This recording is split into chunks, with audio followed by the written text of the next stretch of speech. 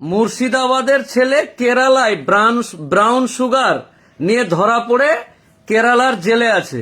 প্রথমে 4 দিন হলো ঘটনাটা ঘটা। প্রথমে বাড়ি থেকে ট্রেন স্টেশনে নেমেছে Chengannur railway station. Chengannur railway station থেকে নামার পরে আজ খোঁজ খবর পাচ্ছে না। অনেক খোঁজাখুঁজি এবং বিভিন্ন রকম সোর্স লাগিয়ে পরবর্তীতে পুলিশ টেলিফোন করে জানাচ্ছে যে আপনার ছেলেকে ইহা মে পকড়া গিয়া হ্যাঁ, ব্রাউন সুগার লেকে 50 গ্রামের উপরে ব্রাউন সুগার নিয়ে ধরা পড়েছে। ছোট্ট একটা ছেলে, গরিব ছেলে, এখানে মুর্শিদাবাদের বিভিন্ন এলাকাতে ড্রাইভারের কাজ করত। ড্রাইভারের কাজ করতে করতে তার বন্ধুরা বলছে যে চল কেরালায় চল, অনেক টাকা আছে, কেরালায় কাজ করলে অনেক টাকা পাওয়া যায়, কেরালায় এই পাওয়া যায় ওই পাওয়া যায়, সব বিভিন্ন রকম লোভ লালসা দেখিয়ে একদম মুর্শিদাবাদের এক গ্রামের প্রান্তিক ছেলে যে ড্রাইভারের কাজ করত, তার আবার বউ আছে এবং এক ছেলের বাপ। এই এক ছেলের বাপ বউওয়ালা কেরালায় কাজ করতে গিয়ে তার বন্ধুরা মানে একটা ব্যাগ ধরিয়েছে যে 5,000 টাকা পাবি বা 10,000 টাকা পাবি, তো তুই তো কেরালায় বস্তা নিয়ে যাচ্ছিস, তো তার সাথে এই ব্যাগটা নিয়ে যা।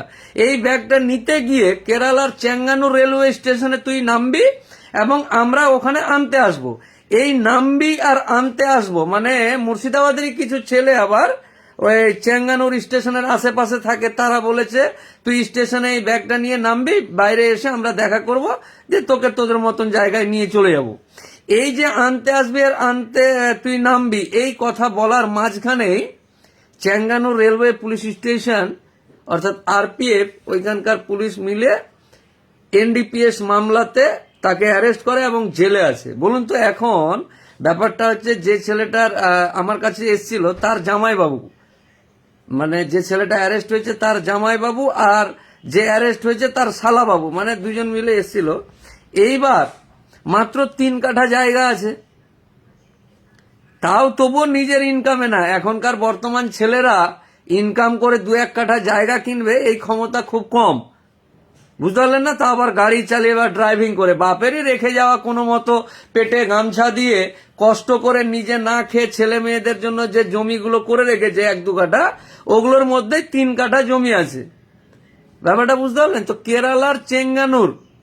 কেরালার চেঙ্গানুরে গিয়ে এই এনডিপিএস মামলায় 13 দিন 14 দিন পরে ডেট পড়েছে। কি হয়েছে না হয়েছে এই যে বৃত্তান্ত, 1000বার বলার চেষ্টা করছি যে কেরালা যাক, চেন্নাই যাক, কোয়াম্বাটুর যাক, পালাকাড় যাক, কাসারগাড় যাক, ত্রিবান্দ্রাম যাক, কটেম যাক, কোয়াট্টাম যাক, এর্নাকুলাম যাক, কোচি যাক, যেখানে ইচ্ছা সেখানে যাক, পন্ডিচেরি যাক, যেখানে ইচ্ছা সেখানে যাক, সেখানে গিয়ে মাথার ঘাম পায়ে ফেলে সঠিকভাবে ইনকাম করার চেষ্টা করতে হবে। না, আমি গাঁজা, এনডিপিএস, ফেন্সি ডিল এগুলো নিয়ে আমি কেরালায় যাচ্ছি, বাড়িতে বললাম কেরালায় যাচ্ছি কাজ করতে, ওইখানে গিয়ে আবার দেখা গেল যে ও গাঁজা না ব্রাউন সুগার বা পাউডার নিয়ে ধরা পড়েছে, বুঝতে পারলেন না?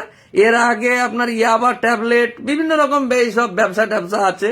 বাপরে বাপ, উকিল না হলে জানতেই পারতাম না যে এত কিছু আবার নেশা হয়। আমরা নেশা মানে এই যে এগুলোই জানি, আরো যে কত রকম জিনিসে নেশা হয় আপনি অবাক হয়ে যাবেন। যারা নেশাখোর নয় তারা এগুলো জানবে না, আর যারা নেশাখোর তারা ঠিক বুঝে নেবে কোথায় কি বিষয়টা আছে। তো এই ক্ষেত্রে এবার 3 কাঠা জায়গা আছে, 3 কাঠা জায়গাটা বেচে দিয়ে, বাড়িঘর বেচে দিয়ে এনডিপিএস মামলা কি জিনিস পশ্চিমবঙ্গের এমন কোন শুভ চিন্তা বুদ্ধি সম্পূর্ণ মানুষ জানে না যে এনডিপিএস মামলা কি জিনিস। তো এই যে এনডিপিএস মামলাতে সামান্য 5,000 টাকা নিয়ে গিয়ে বন্ধুত্ব রক্ষার তাগিদে এই ওকে ওই ওকে এই যে লোভ লালসা দেখিয়ে, আরে অকারণে অন্যায়ভাবে ইনকাম করা টাকা দিয়ে বড়লোক হওয়া যাবে না, যাবে না, যাবে না। 1000বার বলছি, 1,00,000 বার বলছি, 1 কোটি বার বলছি যে অন্যায়ভাবে ইনকাম করা টাকা দিয়ে বড়লোক হওয়া, ধনী হওয়া যাবে না, যাবে না, যাবে না, কোনো মতেই যাবে না। আপনি যদি মনে করেন যে আপনার এলাকাতে হয়েছে, ওই টাকাও অন্যভাবে চলে যাবে। 1000বার বলার চেষ্টা করছি।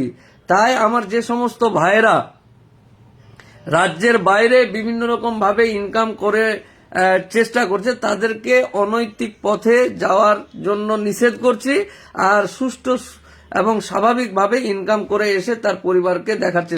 খালি ভাবেন শুধু আপনি মনে মনে ভাবেন যে মুর্শিদাবাদের একটা ছেলে কাজ করতে গিয়ে অ্যারেস্ট হলো, কেরালার কোর্টে আছে, ওইখান থেকে তার 3 কাঠা জমি জায়গা বিক্রি করে যে যাবেটাকে ওর জন্য দেখা করতে, ওই যে একটাই জামা কাপড় প্যান্ট পরে ধরা পড়েছে।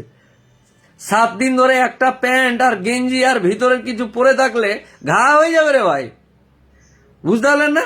তো এই যে বাড়ির লোক গিয়ে দুটো গেঞ্জি প্যান্ট এগুলো দিয়ে আসবে, তারও তো ক্ষমতা নাই।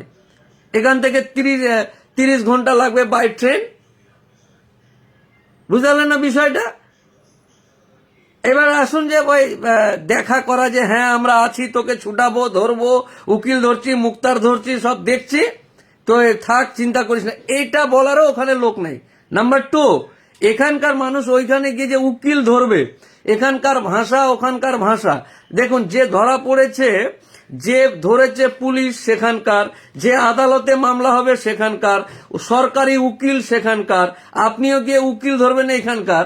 মায়ের থেকে মাসির বাড়ি কি বলে, মায়ের থেকে মাসির দরদ বেশি হবে। এই যে সামগ্রিক বিষয়গুলো, আর এগুলো করতে গিয়ে আপনি যে মাসিকেই ঘাড়ে করে নিয়ে যাবেন বা মাকে ঘাড়ে করে নিয়ে যাবেন, তারও তো খরচ অনেক বেশি। সব মিলিয়ে যেটা মূল এবং মুদ্রা কথা, কেউ আমার ইয়াং তরুণ ভাই যারা আছে, তারা এই এনডিপিএস, গাঁজা, ইয়াবা, তারপর কি বলছে এগুলোকে, হিরোইন, চারাস, কি আছে সব, এগুলো বিক্রি করে বড়লোক হয়ে যাবে। 5 টাকায় কিনলাম, কেরালায় গিয়ে 10 টাকায় বিক্রি করব। এই ধান্দায় যারা আছে তাদেরকে বলছি ইমিডিয়েট সরে গিয়ে টোটো, ভ্যান, অটো চালানো রে ভাই, অটো চালাও, গিয়ে টোটো চালাও, বাড়িতে ভুটভুটি চালাও। নেশার ব্যবসা করতে হবে কেন? নেশার ব্যবসা করতে গেলে 4 বছর এমনি জেল খাটতে হবে। আজব কথা, লাখ লাখ টাকা খরচ। 1000 বার বলছি, তাদের মুখ চোখ দেখে এমনি মায়া লেগে যায়। 1000 বার বলার চেষ্টা করছি যে এগুলো করবে না, তবুও না। যারা বিভিন্ন জায়গায় কাজ করতে যাচ্ছে, এই সমস্ত জিনিসগুলো থেকে যেন বেঁচে থাকে। ভালো থাকো।